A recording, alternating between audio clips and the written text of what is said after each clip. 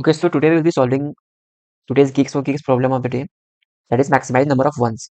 So given a binary array containing only zeros and ones and an integer k, you are allowed to flip at most k zeros to 1. Find the maximum number of consecutive ones that can be obtained in the array after performing the operation at most k times. So we have given a binary array which contains only 0 and one integer also, that is k, which indicates number of flips allowed. Okay, so in one operation, right? So let's see the test cases. We have first case where the array contains three values only. There is 1, 0, 1, and k equals to 1, means only one flip is allowed here. So we will flip the second element, that is 0 to 1, and now this array will contain three consecutive ones, and this will be the answer. Let's see the second test case. So if we flip first two zeros, then this array would be looking like 1, 1, 1, 0, 0, 1.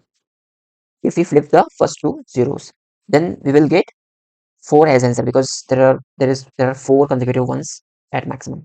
Okay, let's try out by flipping the second and third zero, right?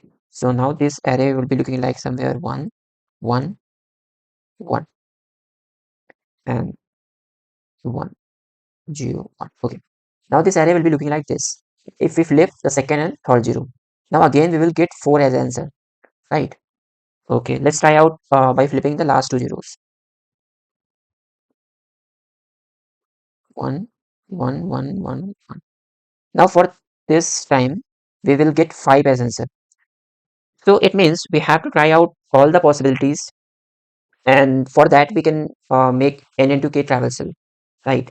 For every time we will go in the right, and we will flip k number of zeros into 1, and we will count the size of that subarray and basically track the maximum subarray possible. So this would be of n into k time complexity. So if you see the constraints, so constraint will not allow this because array size is at max 10 to the power 5, which is not feasible. Okay, so we have to optimize this solution. Now we will try to analyze the things from the very basics. In the first case, we try it out by flipping the first two zeros, right? And we get up to index number 3, we get the right or valid subarray, which contains only two zeros, means we can flip two zeros into 1, and thus this array contains only 1, right? So that was an valid case, but if we move in the right direction and see, as we move into the right direction, we will have three number of uh, count of zeros. So we cannot convert this into full subarray with only 1. So what we can try out, we can compress the left pointer. If you assume we are taking left pointer as the 0 in the starting, and we are traversing with the right pointer, right? So we will have two pointers. The right pointer will be traversing the array, and left pointer will be indicating the left boundary of the current subarray, which is completely valid, right? Now what we can do at max we can do that this currently selected subarray is a valid subarray, of course. So what we can do here, we can move left to the index number 2. It is the first or starting index of the current selected subarray, and that subarray is a valid subarray. And what and why we are doing this, because the first zero is creating the problem, and since we are traversing the right direction, so we have to leave the left pointers only. We cannot leave the right ones, because they will be contributing in the bigger answer maybe in the future. But currently the left one is not making any advantage to us, so we will leave the leftmost zero to again make the subarray valid. Hope you understand. Now we can again start to traverse the right pointer, and now we will have 1, right? And again we have 0 and 1. Since we have leave the first 0, so at max we can make this subarray currently if we assume we are at the index number 0, 1, 2, 3, 4, 5. Yes, we are assuming we are at right equals to 5. So fifth index, right? So we can have 4 as the answer. Okay. Now if we again move the right in the right direction, so currently the right index is okay. So now this subarray again becomes invalid because it again have more than the valid number of flips or zeros, of course. So what we can do again, we will uh, move the left pointer and we will try again to make our current subarray a valid subarray according to the problem. So we can move left to the index number 3. Uh, Not 3, but yeah, it's 3.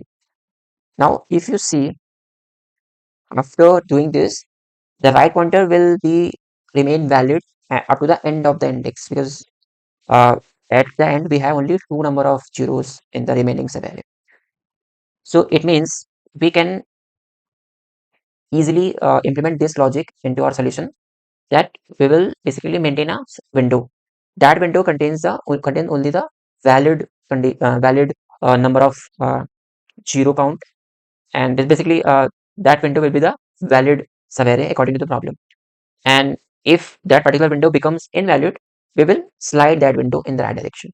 So this is the core logic of this particular problem. I hope you understand the intuition behind the solution and the approach. So this is the C++ code for this problem. I simply maintaining uh, two variables. One is the flip count, which will be counting the number of flips we have made, which is similar to the number of zeros, right? And this is the maximum consecutive one, which is to return the answer. Okay, so we will have two pointers as left and right, and we will traverse the subarray with the right pointer as discussed in the approach.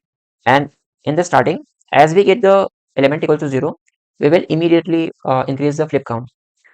And if that particular window, if the current window is becomes invalid, then we will slide the window in the right direction. And how we will do this? We will compress from the left direction, right? So we will simply, if the left pointer is indicating to the element 0, then it means our flip requirement becomes lesser than the previous, because now we have leave 1 0. Okay, and the current window, we can calculate the current window size, that will be the equals to right minus left plus 1, and we will track our answer with the current consecutive one. And yeah, this is the complete code, approach, intuition. I hope you understand this problem from the very basics. It's a very basic problem if you are practicing or learning sliding window. So you can think this problem as it's marked as medium, but yeah, you can take this as easy to medium kind of problem. Hope you understand. Hit like button and subscribe my channel to support me. I really require this. Thank you.